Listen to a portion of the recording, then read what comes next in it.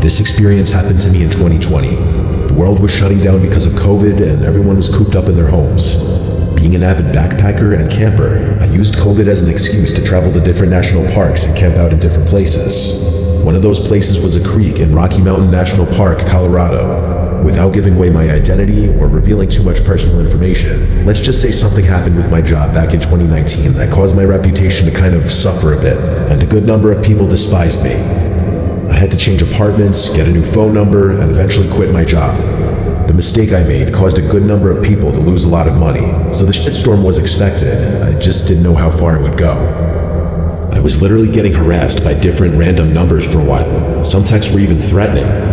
I didn't know if they were from the same person or different people each time, but I considered the possibility that it was one person texting me from a bunch of different numbers. For a while it seemed to stop, and I was grateful that people seemed to lose interest or just move on. I wasn't working around this time. I was taking time to myself, hence another reason I was traveling around to different national parks.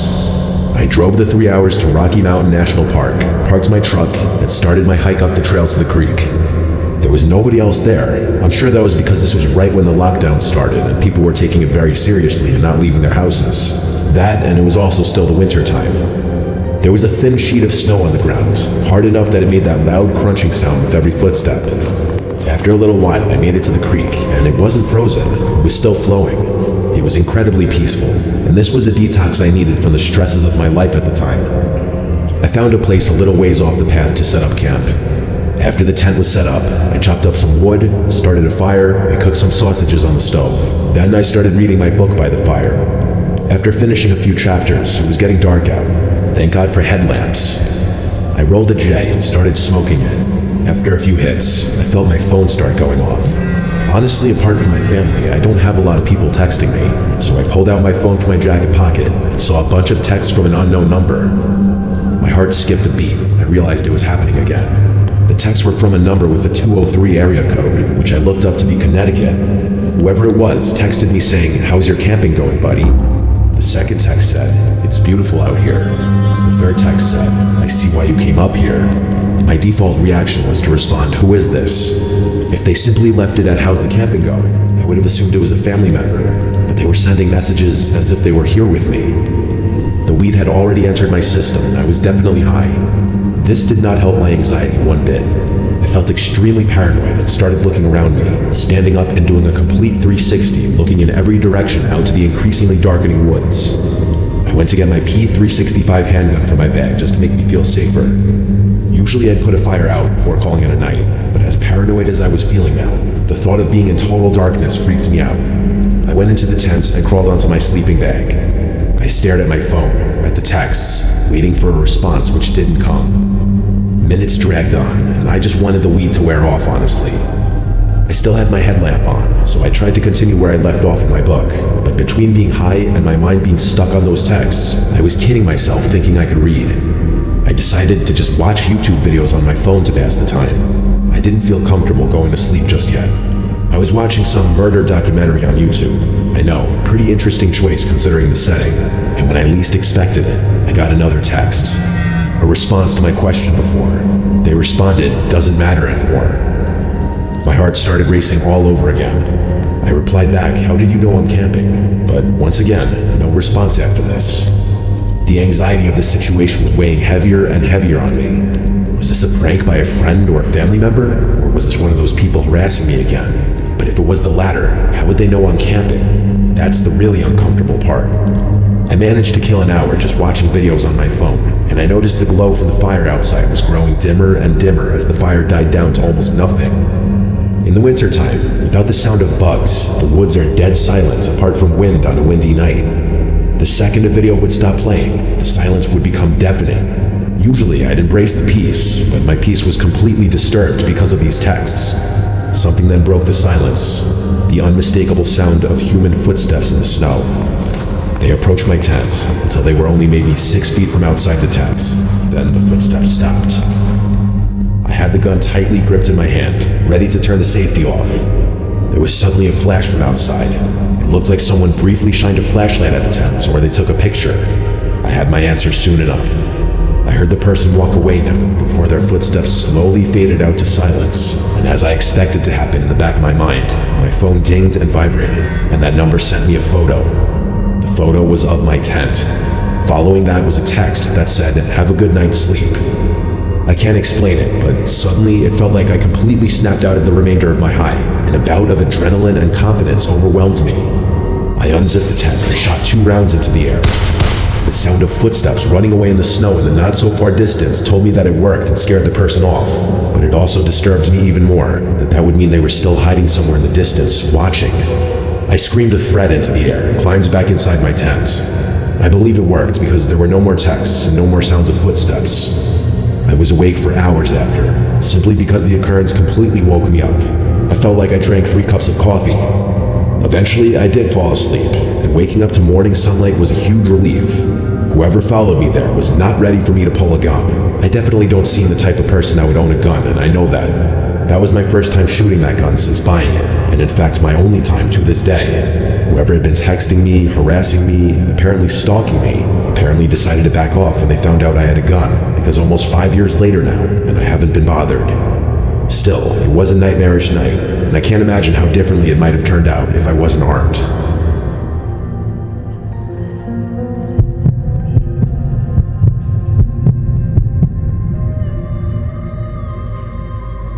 During my childhood, every year my family would have a tradition where we'd all go up to northern Michigan for a weekend in October. Our Uncle Jim used to own a 4-acre property up there. The house on the property could fit a lot of people, with 5 bedrooms and 3 bathrooms. 2 bedrooms were set up for my cousins and my siblings, so my brother and sister in one room and our 4 cousins in another room. The other rooms were for all of our parents. My Uncle Jim has always been a big hunter and fisherman. He'd go on camping trips specifically for hunting all around the country. My dad has gone camping with him a few times, even though he's an animal lover and would never harm a fly. Part of the 4 acres that my uncle owned was a big chunk of forest.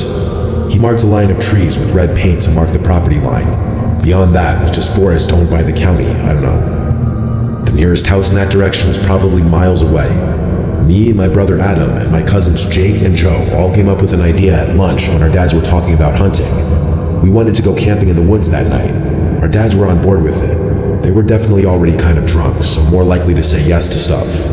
Our moms weren't as on board, but they didn't directly say no. So my dad and Uncle Jim took the 4 of us into the woods with a tent.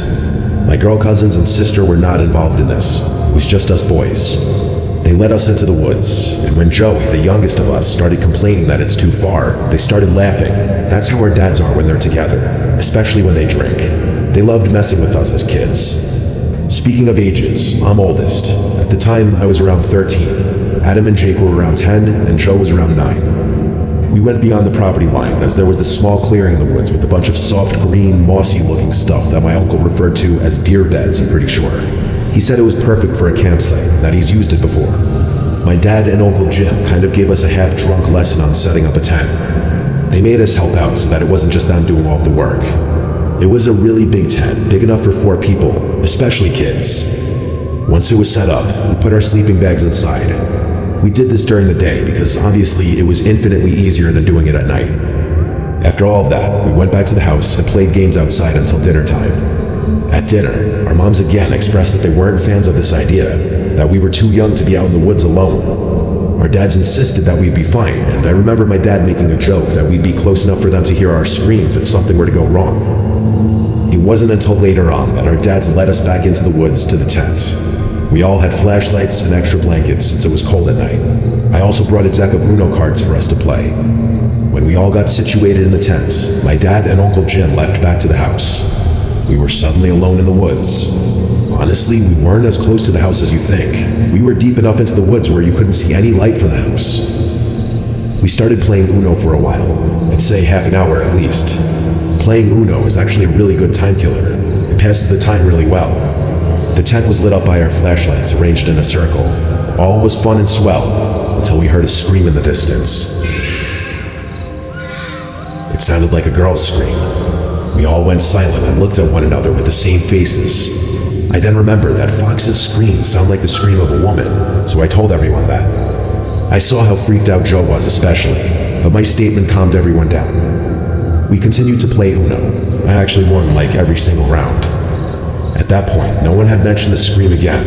It was most likely out of all of our minds. But it happened again, and much louder and closer this time. This time, it sounded a lot more human. We all went silent again. This time, even I was freaked out. Joe looked like he was going to cry. I told everyone to turn their flashlights off. We crawled to our respective sleeping bags and sat in the darkness. None of us had the courage to run out into the woods back to the house. It's that fear of running and being chased, just catching the attention of whatever was out there with the sound of our footsteps. Somehow hiding inside of a cloth tent felt like the safer option, so we waited and waited in silence. We still whispered amongst each other, wondering if it could still be a fox. I was truthful and said, I don't know, hopefully. I don't know who heard it first, but we all sprung up and looked at one another again when we heard very fast footsteps crunching the leaves approaching the tent. Then they stopped, and there was an ear-piercing, gut-wrenching scream that sounded like a girl or a woman's scream. It was right outside the tent, and the tent started shaking violently. All of us started screaming. Jake and Jim were screaming in fear, while my brother and I were screaming stuff like, "Get out of the tent." I unzipped the door to the tent, and one by one, we all ran into the woods with our flashlights on, the only reason we could see anything. That run back to the house was the most on-edge moment of my life, like a life or death kind of feeling. We made it to the property screaming the whole way, and our entire family was already outside in response to it. All four of us made it back safely. We explained the screams and the tent shaking, and they were all shocked and horrified based on their reactions. Then I noticed our cousins Jamie and Christina and my sister weren't outside. I called out my dad and uncle, accusing them of sending one of the girls to scare us, but when he showed us that the girls were already in bed, that's when it was clear. Someone we didn't know was out in the woods. Our dads went out to the woods with a couple of rifles, and returned after a while, having found nobody. The next day, we all helped in bringing the tent and other stuff back to the house. Obviously, you can guess that was a one-and-done thing. We never camped out in those woods again. Hell, we didn't even play outside after dark anymore. What kid would after such an experience? My guess is as good as anybody's as to who was outside of our tent and why they were doing what they did.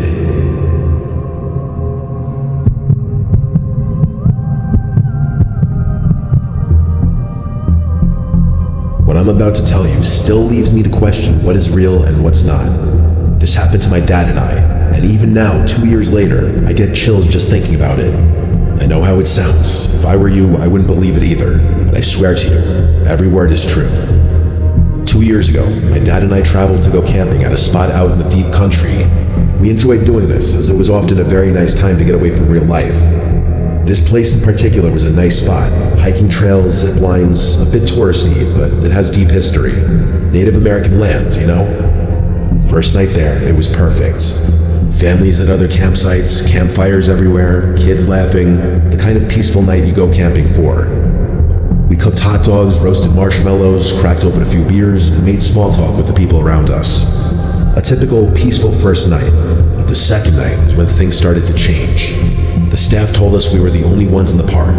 Nobody else booked a site at first. We were psyched. A whole campground to ourselves. It sounded peaceful. We spent the day hiking, fishing, taking it slow. At one point, we listened to a scary podcast while sitting by the river, because, you know, why not lean into the spooky atmosphere? We thought we were being funny.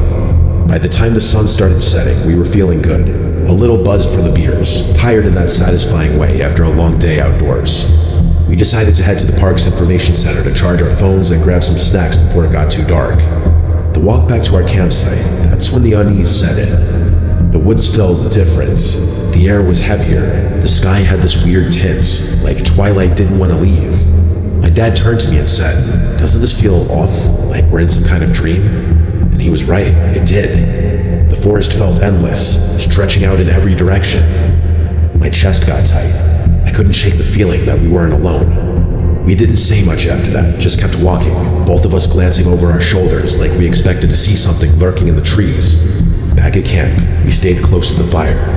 We didn't really talk about the weird feeling. We didn't need to. It was like we both silently agreed to keep things normal, pretending nothing was wrong. We roasted marshmallows, played music, even smoked some weed to try and distract ourselves. Not the typical father-son moment you would expect, but by the time the sun dipped below the trees, we could no longer see what was in front of us, except for the fire. That's when the uneasy feeling had grown into something worse. As we sat by the campfire and roasted some s'mores, I want to say at about 9 o'clock, we heard a noise. It was a bang, as if a tree fell. It came out of nowhere, loud and close. It echoed through the woods from the direction of the river, maybe 100 yards away. We grabbed our flashlights and pointed them toward the sound, but there was nothing. No movement, no glowing eyes, nothing. Bigfoot, we joked, nervous laughs slipping out, but neither of us believed it. A few minutes passed, then it came again, louder this time, farther off but the same sound, same weight. We shined our lights again, but the forest swallowed our flashlights, allowing us to see only the trees surrounding our tent. And then the third bang, closer. That's when the fear hit. Whatever it was moving toward us, like it was circling the campsite. Then, not even before we were able to collect our thoughts, the fourth bang happened. About 20 yards away, maybe less.